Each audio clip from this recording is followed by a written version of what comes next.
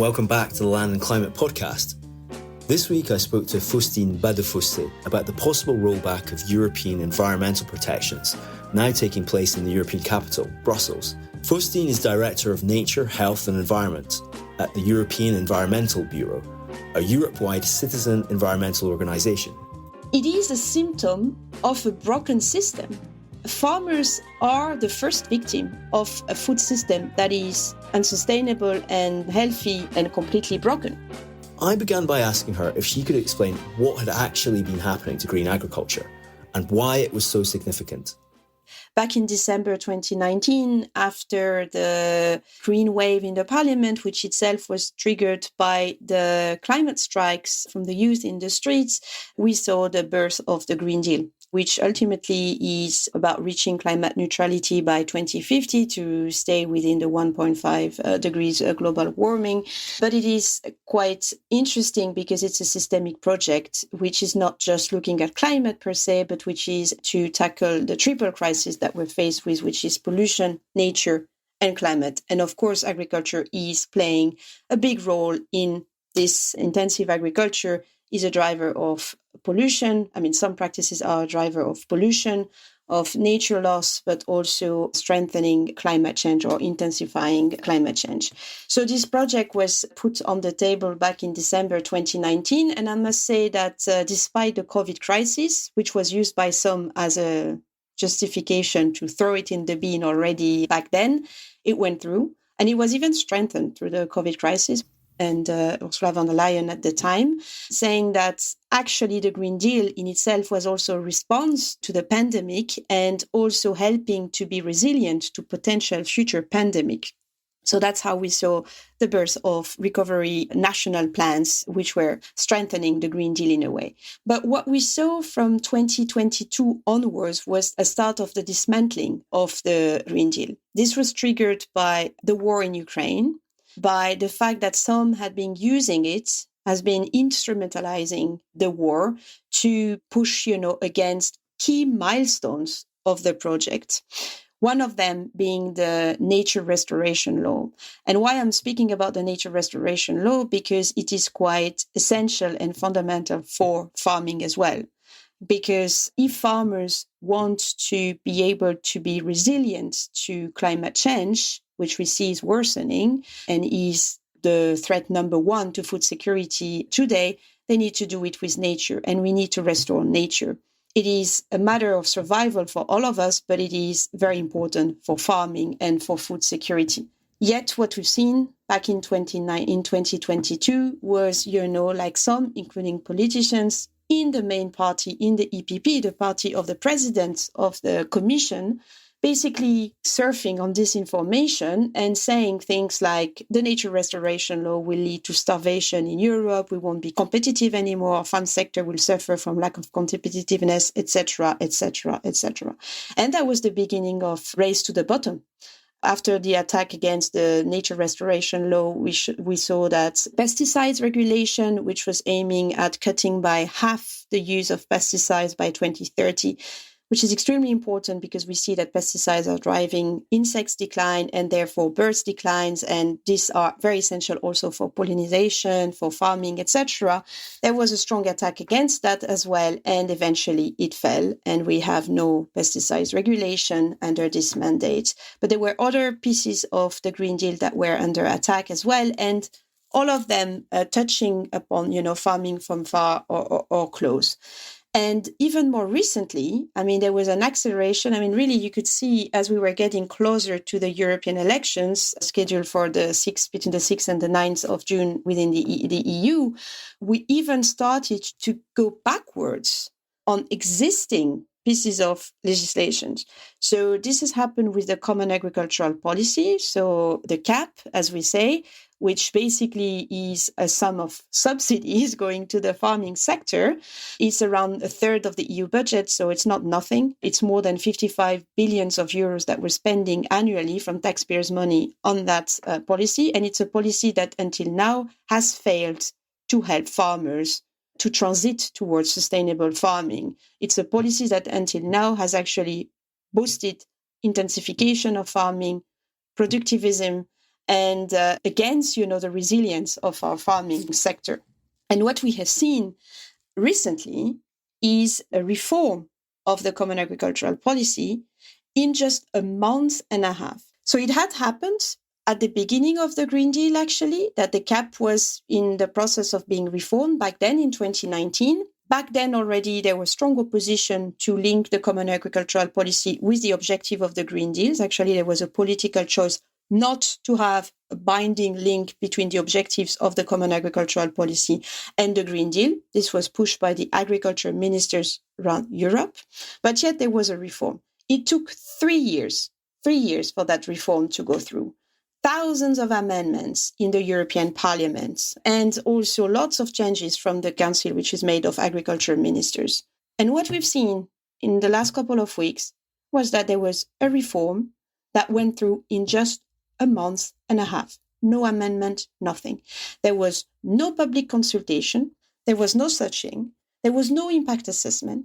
This was just a response. This is how it was presented by the European Commission to the farmers' protests, saying, we hear you, and the response is just to target the last environmental safeguards of the Common Agricultural Policy. Because what was that reform was about? It was about removing the little conditions that you have in the Common Agricultural Policy, the so-called good agronomic practices, agro-environmental practices, that you have to fulfill in order to receive the subsidies. This reform, this express reform, this fastest reform ever, just scrapped them. Again, no public consultation, no impact assessment. To finish on that, which was even more shocking, because it was meant to be a response to the farmers' protest. But we know that the first threat, according to science, it's not us saying that, it's science, to farming and to food security is actually climate change and biodiversity loss. So targeting the environmental bits doesn't sound really quite right. It was presented as a simplification package, but there are many analysts that are actually questioning whether or not it will lead to any simplification. But the worst was that actually, while the Commission had consulted with 4 farm unions, so there was no public consultation of the wider public, but they had consulted in 1 week only with 4 farming unions, Copa Cogeca, so the largest farm unions, IFOAM, the organic ones, Via Campesina, so that's more the peasants, small farmers, and SEJA, the young farmers. Actually, they have only listened to the demand of the largest farm unions, to Copa Cogeca. And you even had a letter from IFOAM, so the organic and the small farmers, saying clearly to the head of the Commission, to Ursula von der Leyen, that they had been consulted, but they have not been heard. Does that mean that European agriculture could be even less climate and environmentally friendly than before? Potentially, by scrapping the agri-environmental conditions, then you're removing the tiny link that you had between good practices, let's say, and the subsidies that are given to the sector. Beyond that, what that means is that there is no legitimacy for that policy anymore, because what the studies and the analysis of the Common Agricultural Policy have been pointing for the last couple of years is that this policy is failing in helping farmers to actually implement the transition that is urgent and necessary, and to adopt agroecological practices and more sustainable practices. For now, the CAP as it is designed, and this area-based payment, so basically the bigger you are, the more payments you get, is driving intensification of the practices. And for now, this is also a figure that comes very often, but I think it's so shocking that it should be repeated, is that 80% of the subsidies under the CAP are going to 20% of the farmers. And today in Europe, more than half of the farmers are around 5 hectares or below 5 hectares, yet they have to share 6% of the direct payments, which is the most important pillar of the Common Agricultural Policy, so the biggest chunk of the cake.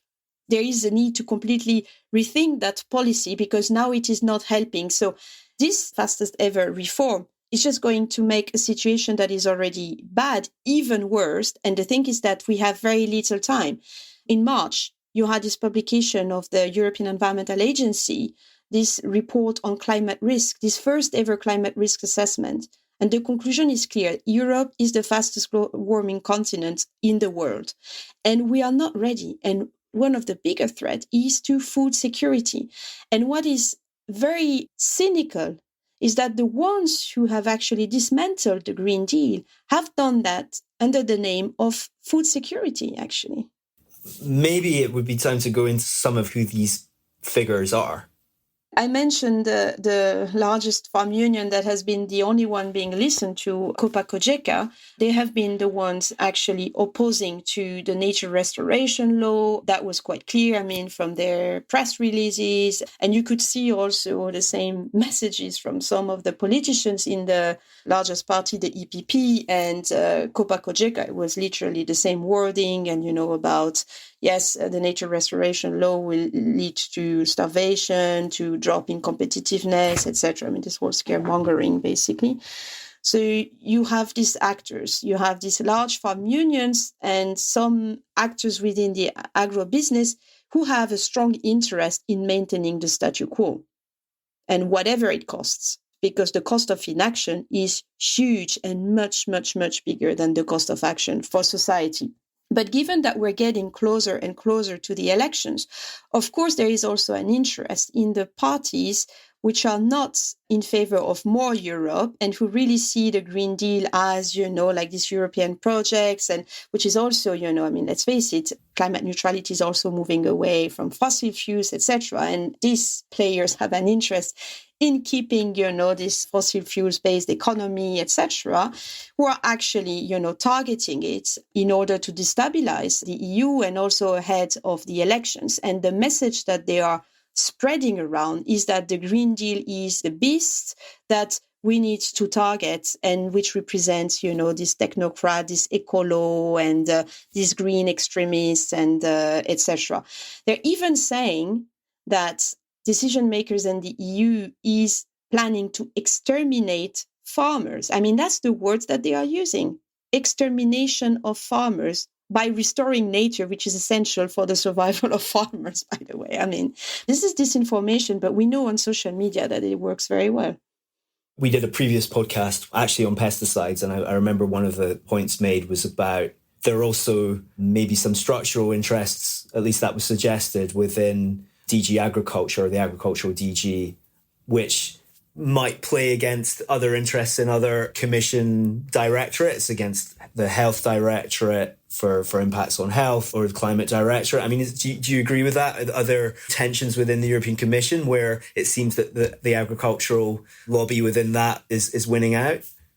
Well, from what we have seen with the Sustainable Food Systems Law, which was aborted before seeing the light of the day, it seems to be the case, yes, because this law, which was actually most likely the best response to the farmers' protest, tackling finally, the issue of prices, but also helping with income in order, by targeting the middle chain, actors, the retailers, the distributors, the processors, etc., who are the ones setting the price, and farmers are suffering from that. But also, of course, marketing and consumers, etc. It was really a systemic and coherent approach. It was led by DG Santé. DG Agri was not chef de file. From what we have understood, this was one of the reasons why also this has not gone through. DG Agri wanted to be in charge, even though, again, it was going much beyond production, because it was like looking at the whole chain, but they felt like, they were losing power. And you just have to look at the numbers as well. Historically, this DG has been extremely powerful. It's where you have the highest number of civil servants as well. So, of course, they have much more means than DG Environment, for instance, which is very little. That picture is also true at national level. My organization is working with national organizations. We are a federation of national NGOs, and we see exactly the same at national level, where the environment ministry, has no say or even little, and everything which is linked from far or close to agriculture is led by the Ministry for Agriculture. And because you said the lobby in these institutions, just to give you an example, in the council, so where you have the agriculture ministers who are sitting, every time they have a meeting, before that meeting, they have a dinner with Copa Cogeca. It's as if Copa Cogeca were holding their hand, but nobody says anything. And the same in the European Parliament. In the Committee for Agriculture, actually, a lot of the members, even themselves, their partners are farmers, or they have like some links from far or close to the agribusiness, and it doesn't seem to bother anyone. So yes, the agribusiness lobby is everywhere in these institutions. It is true for the Commission, but it is even more so true for the Council and for the Parliament, which is where decisions are taken, because the Commission is proposing, but it's eventually the Parliament and the Council, actually even more so the Council, the ministers, who are deciding. Can we talk a little bit more about the farmer protests within all this and what part they have played? Yeah, it's very interesting, this protest, because there was a little bit of cacophony in a way. Because what was quite special with these protests, at least when they started, it was not initiated by the large farm unions initially.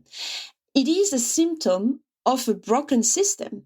Farmers are the first victim of a food system that is unsustainable and healthy and completely broken.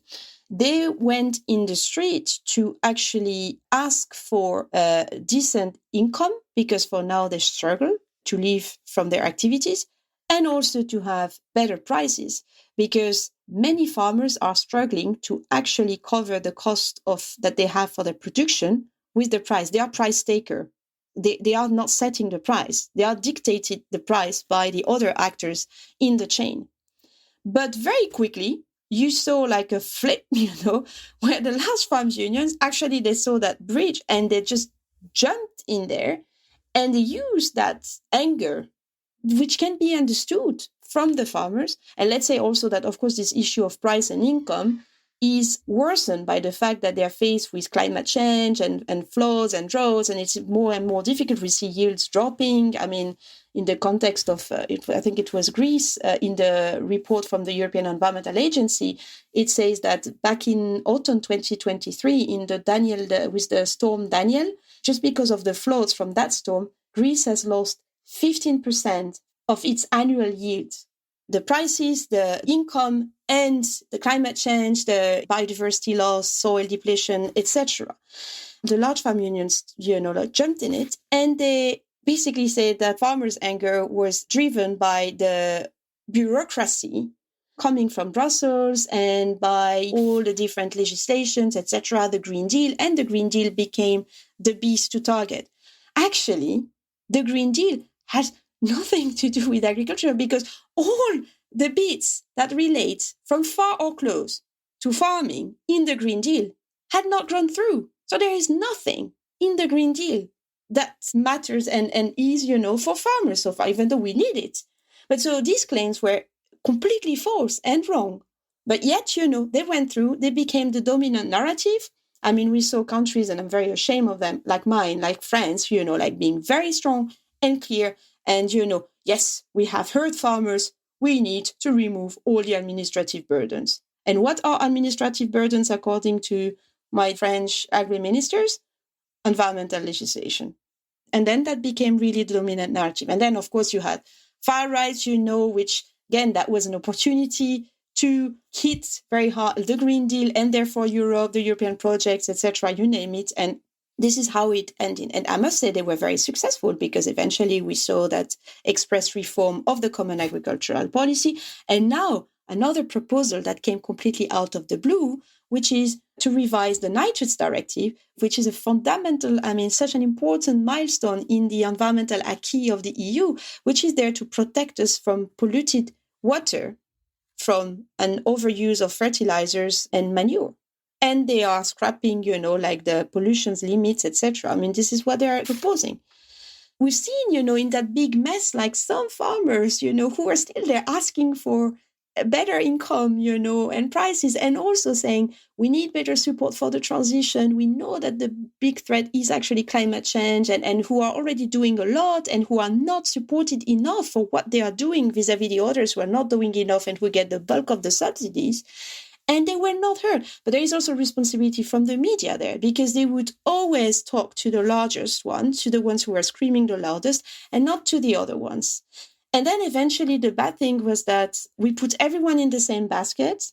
And we also saw that there were lots of even unlawful behavior. The images were striking, where you saw some farmers destroying even like public monuments in Brussels, etc. Then there was a polarization. Fair enough, and I would understand why, because, you would see a special treatment for farmers, where nobody would say anything. The police was just watching. Well, actually, when you had peaceful protests from environmentalists, like screaming for more environmental regulation, etc., to protect us and our children, they would get beaten and sent to jail. Now, of course, we've got a European Parliament election coming. Have the farmer protests actually reinforced the anti-environmental views which exist as well? And do you see that manifesting itself with more anti-environmental MEPs? It seems like it, yes. I mean, not only we've seen this impact on the legislation per se and this rollback, but we've also seen that the farmers' protests have somehow had an impact also on what the parties were proposing, because it was happening at the same time as the parties were finalizing their projects, let's say their manifesto for the post-elections.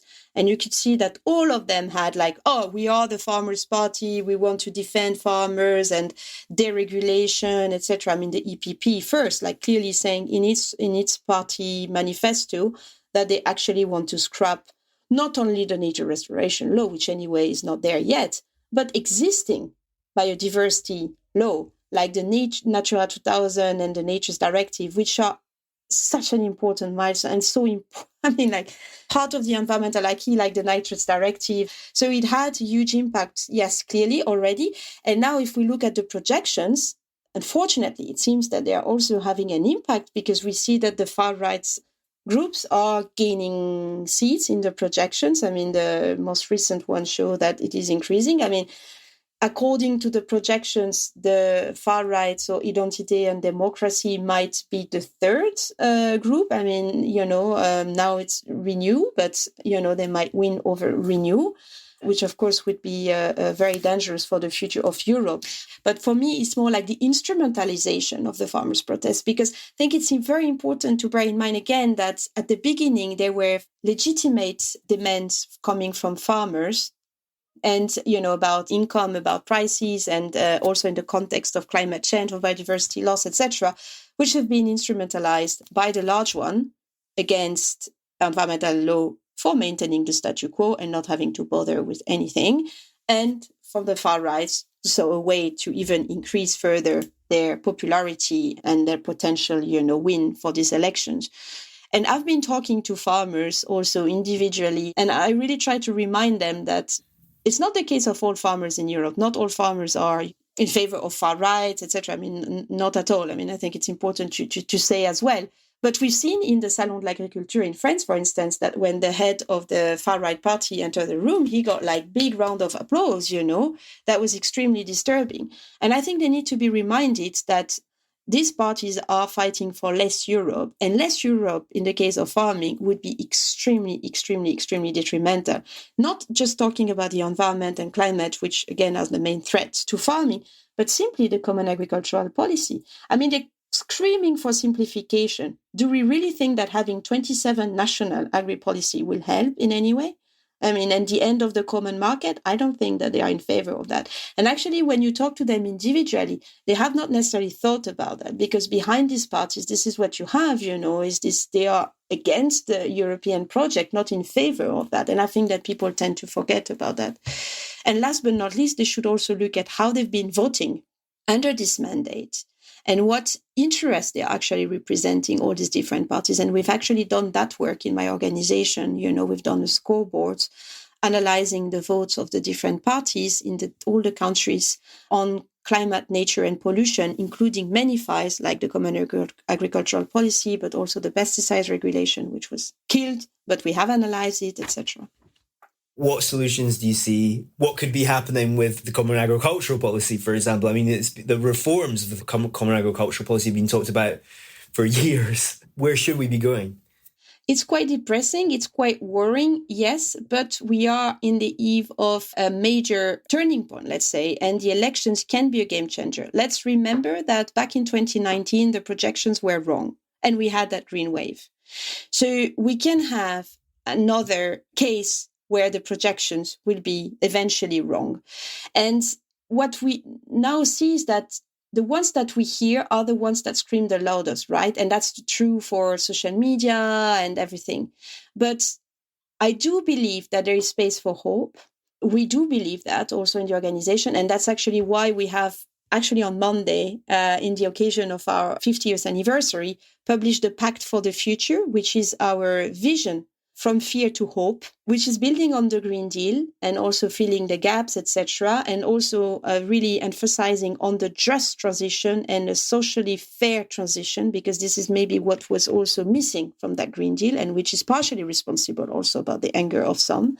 And this is something that is very important in our project. And we're really calling people to think in terms of hope, and that hope can materialize only if people go and vote. And there are a lot of what we call the stay-at-home progressive, the ones who care really, who understand that climate change is an existential threat, the ones who understand that biodiversity decline is a threat to humanity, the ones who care about their children's future. They need to understand that by voting, actually, they can change the rule of the game, really. And that would also be a strong message. And yes, we would have lost several years, because these last 2 years means that we have lost 2 years, and 2 years when you are in such a hurry in order not to miss your targets is bad. But there is still a little bit of time, and we should really not miss that opportunity. Because indeed, then after the elections, if projections are wrong, then there will be strong reasons to be extremely depressed. But for now, I don't want to be depressed. Thanks very much to Faustine for her time. As usual, if you're interested, you can find a list of suggested further reading on this subject on our podcast blurb. We also have new interesting pieces and investigations which you can read on our Land and Climate Review website. Thanks to Vasko Kostovski for producing the show, and we'll be back again in 2 weeks' time. Thanks for listening.